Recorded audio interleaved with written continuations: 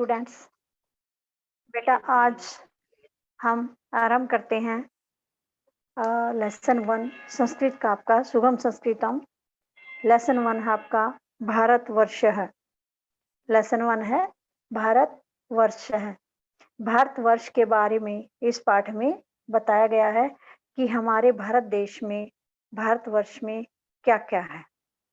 ठीक है, तो सबसे पहले हम करेंगे इसके वर्ड मीनिंग। सबसे पहले वर्ड मीनिंग देखिए। फर्स्ट है संज्ञा पदानी। फर्स्ट है संज्ञा पदानी। भूभागः। भूभागा इसका अर्थ है जमीन के भाग। पर पर्वत श्रृंखला पहाड़ों की कतारें। समतल भूमि मैदान। दृष्टिपथम नजरों के सामने। सरितः नदियां। मरुस्थलम रेगिस्तान। ऋतुः मौसम। जनानाम लोगों की। संप्रदाय धर्म संबंधी मत। वेशभूषा पहनावा। धारा धारा। राष्ट्रध्वजम राष्ट्रीय झंडे को। राष्ट्रगानम राष्ट्रीय गीत को। उत्सवान त्योहारों को। जननी माता। संदेह भ्रम। सर्वजनहिताय सब लोगों के हित के लिए। फिर आगे क्रियापदानी। ये तो थे संज्ञा पदानी शब्द और अर्थ। अब है क्रियापदानी। आयाति आती है। प्रवहंती बहती हैं, बहुवचन है ये, बहती हैं। आगच्छन्ति आती हैं। मानयामः मनाते हैं। भवन्तु हो। पश्यन्तु देखें।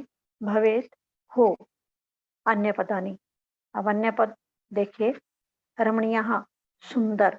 कुत्रचित कहीं पर। विस्तृतम फैला हुआ। क्रमेण क्रम से। सर्वत्र सब जगह। विविधता अनेकता। अत्र यहाँ। विविधः भिन्न भिन्न। परम परंतु। अनेकतायाम अनेकता में। सुमधुरा बहुत सुंदर। सर्वे सब। सुखिन सुखी। निरामयः निरोग। भद्राणी कल्याण। माँ कष्टित न कोई दुख भाग दुखी। ये थे आपके शब्दार्थ, ये पढ़ लिया आपने। अब इसके बाद देखिए पाठ और उसकी हिंदी। अब आपको हिंदी समझ में आराम से आएगी क्योंकि आपने एक बार शब्दार्थ पढ़ लिए हैं। देखिए अस्माकं देशः भारतवर्ष है। हमारा देश भारतवर्ष है। अस्य भूभागः रमणीया सन्ति। इसके भूभाग बहुत ही रमणीय है, सुंदर है। यथा जैसे। अत्र कुत्रचित पर्वत श्रृंखला सन्ति। जैसे अत्र यहाँ। कुत्रचित कहीं। पर्वत श्रृंखलाएं हैं, पहाड़ों की पंक्तियां हैं। कुत्रचित समतल भूभागी दृष्टिपथम। समतल भूमि ही दृष्टिपथम आयाति। कहीं पर समतल भूमि दिखाई देती है। दृष्टिपथ है, दिखाई देती है। कुत्रचित पर्वतेभ्यः सरितः प्रवहन्ति। कहीं पर पर्वतों से सरितः नदियां प्रवहन्ति बहती हैं। नदियां कहाँ से बहती हैं? पर्वतों से ना। तो कहीं पर पर्वतों से नदियां बहती हैं। कवचित च विस्तृतम मरुस्थलम अस्ति। अस्ति च का अर्थ पहले लेंगे हम। और कहीं विस्तृत बहुत बड़े बड़े मरुस्थल हैं, रेगिस्तान हैं। अस्मिन् देशे सर्वे ऋतवः क्रमेण आगच्छन्ति। इस देश में सभी ऋतुएं क्रम से आती हैं, सीरियल से, क्रम से आती हैं। ते च वे हैं, और वे हैं। वसंतः ग्रीष्मः वर्षा शरद हेमंतः शिशिर च। वे हैं, कौन कौन सी हैं? वसंत, ग्रीष्म यानी गर्मी की ऋतु, वर्षा ऋतु, शरद सर्दी की ऋतु, हेमंत और शिशिर। ये 6 ऋतुएं क्रम से आती हैं। दोबारा से इसकी हिंदी देख लीजिए। हमारा देश भारतवर्ष है। इसके भूभाग रमणीय हैं, बहुत ही सुंदर हैं। इसके सभी भाग सुंदर हैं। जैसे कौन-कौन से भूभाग? जैसे पर्वत श्रृंखलाएँ होगी, समतल भूमि होगी, ये इसके भूभाग हैं। कहीं पर्वत से नदियाँ निकलती हैं, सभी भाग बहुत ही सुंदर हैं।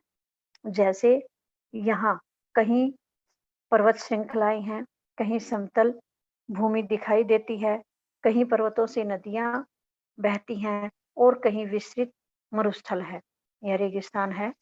इस देश में सभी ऋतुएँ क्रम से आती हैं और वे हैं वसंत, गर्मी, वर्षा, सर्दी, हेमंत और शिशिर। ये 6 ऋतुएँ क्रम से आती हैं। आगे देखिए, भारते सर्वत्र विविधता अस्ति।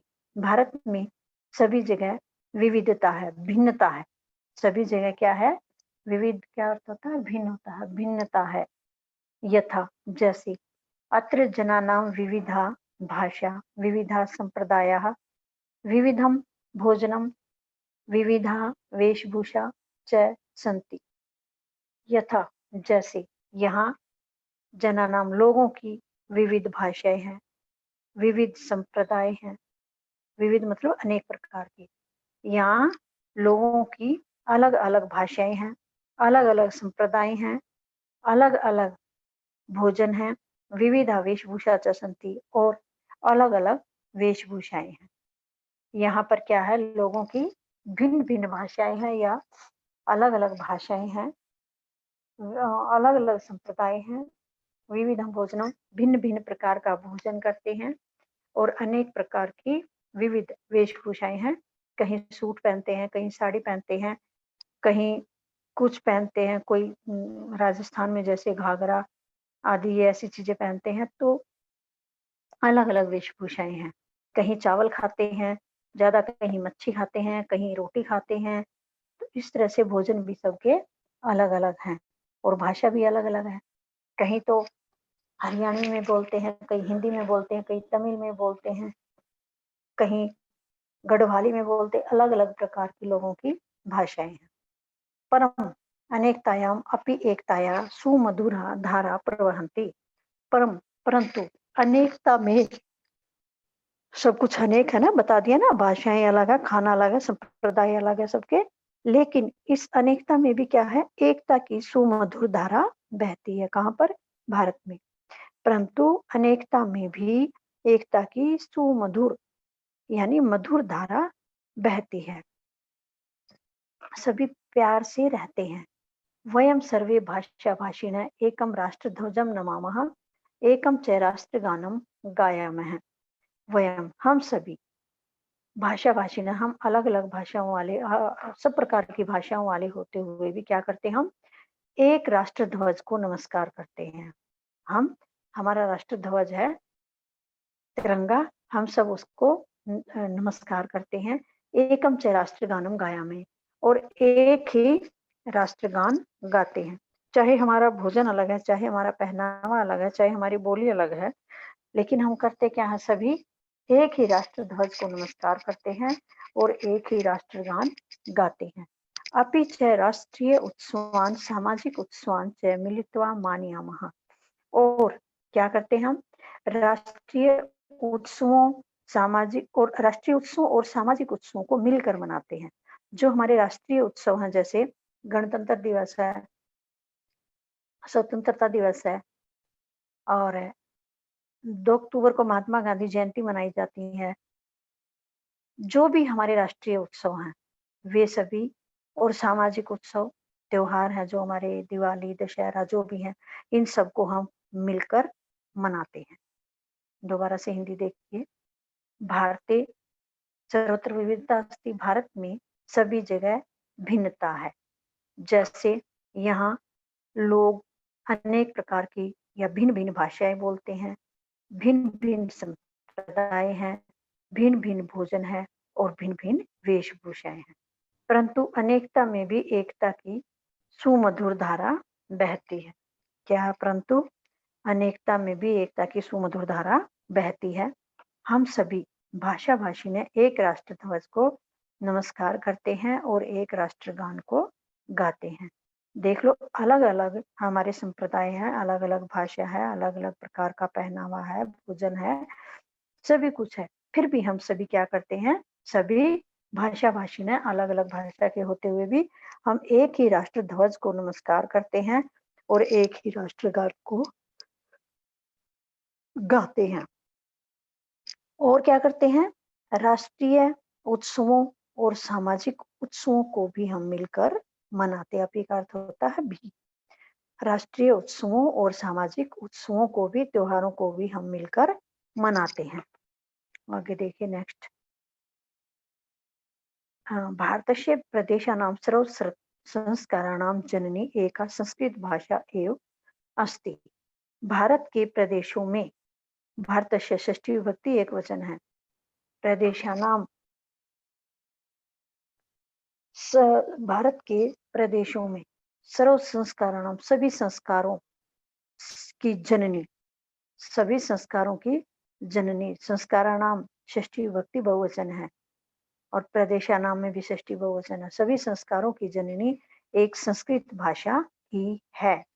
अस्ति का अर्थ होता है, एव का अर्थ होता है ही। भारत के प्रदेशों में सभी संस्कारों की जननी यानी माता एक संस्कृत भाषा ही है। प्रायः जनाः उत्सवेषु धार्मिक कार्येषु च संस्कृत भाषायां समान रूपेण मंत्रोच्चारणं कुर्वन्ति। प्राय लोग उत्सवेषु, उत्सवों में, धार्मिक कार्येषु च और धार्मिक कार्यों में, प्राय क्या करते हैं लोग, उत्सवों में, त्योहारों में यानी, और धार्मिक कार्यों में संस्कृत भाषायां समान रूपेण मंत्रोच्चारणम कुर्वन्ति। संस्कृत भाषा में ही समान रूप से मंत्रों का उच्चारण करते हैं। लोगों के कोई त्योहार हो, हवन आदि हो या धार्मिक कार्यक्रम हो, शादी-शुदी हो, तो कोई वैसे हवन करवाए कोई किसी चीज का, तो उन सभी में संस्कृत भाषा में ही मंत्रों का उच्चारण करते हैं। भारतस्य अनेकासां भाषाणां जननी संस्कृत भाषा एव अस्ति। भारतस्य, भारत की, अनेक भाषाणां भाषाओं की जननी यानी माता संस्कृत भाषा ही है। भारत की अनेक भाषाओं की जननी यानी माता कौन है, संस्कृत भाषा है। अनेक भाषाएं जो हैं संस्कृत भाषा से ही निकली हैं। हिंदी भी हमारी संस्कृत भाषा से ही निकलकर आई है। तो जो संस्कृत भाषा है यह कई भाषाओं की जननी है यानी माता है। अत्र न को अपि संदेह, इसमें कोई संदेह नहीं है कि यह कई भाषाओं की जननी है, माता है, इस बात में कोई भी शंका या संदेह नहीं है। भारतीय संस्कृति संस्कृति निहिता अस्ति। भारतीय संस्कृति है जो, वह संस्कृत में निहित है। भारतीय, हमारे भारत के अंदर जो हमारी संस्कृति है वह कहाँ मिलती है, हमें संस्कृत में पाई जाती है। भारतीय संस्कृति के बारे में हम पता करना चाहें तो हमें संस्कृत पढ़नी पड़ेगी और संस्कृत में हमें भारतीय संस्कृति के बारे में पूरा पता चल जाएगा। अस्माकं भारतीय संस्कृति मूल मंत्र सर्वजन हिताय सर्वजन सुखाय अस्ति। हमारे भारतीय संस्कृति में मूल मंत्र है क्या, सर्वजन हिताय सर्वजन सुखाय। हमारी भारतीय संस्कृति का मूल मंत्र क्या है, सर्वजन हिताय, सभी लोगों के हित के लिए, सर्वजन सुखाय, सभी लोगों के सुख के लिए। ये हमारी भारतीय संस्कृति का मूल मंत्र है। सभी लोगों के हित के लिए और सभी लोगों के सुख के लिए लोग यहाँ पर कामना करते हैं।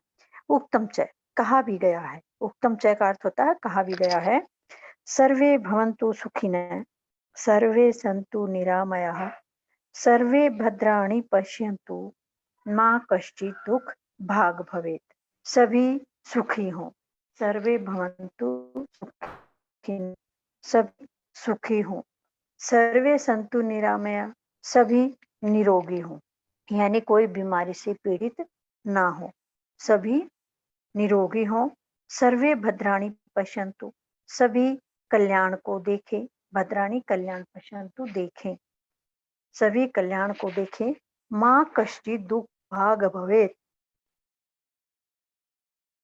कोई भी कश्चित कोई भी दुख का भागी माँ न भवेत हो, कोई भी दुख का भागी न हो, सभी सुखी हो, सभी निरोगी हो, सभी कल्याण को देखे और कोई भी दुख का भागी न हो। यह हमारी संस्कृत में कहा गया है। अन्वय जो ये हमने संस्कृत में श्लोक पढ़ा है, इसी को जैसे हिंदी की जाती है उसके अकॉर्डिंग नीचे अन्वय में लिखा गया है। अन्वय क्या होता है? श्लोक को हिंदी के अकॉर्डिंग लिखना, जैसे हम हिंदी करते हैं उसके अनुसार संस्कृत को लिखना। श्लोक में आपको हिंदी करने में थोड़ी मुश्किल आती है, लेकिन जब अन्वय में ये मतलब लिखी जाती है श्लोक, तो आपके लिए बहुत ही आसान हो जाता है। देखिए नीचे भी वही है, सर्वे सुखी न भवन्तु, सभी सुखी हों।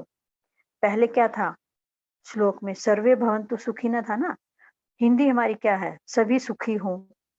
तो इसी के अनुसार संस्कृत लिख दी, सर्वे सुखी न भवन्तु, सभी सुखी हों, सर्वे निरामया सन्तु, सभी निरोगी हों। ऊपर क्या था? सर्वे सभी संतु हों, निरामया निरोगी, सभी हों निरोगी, ऐसे बन रही थी हिंदी। हिंदी कैसे बनेगी? सभी निरोगी हों। तो उसी के अकॉर्डिंग नीचे अन्वय में संस्कृत इन्होंने लिख दी है।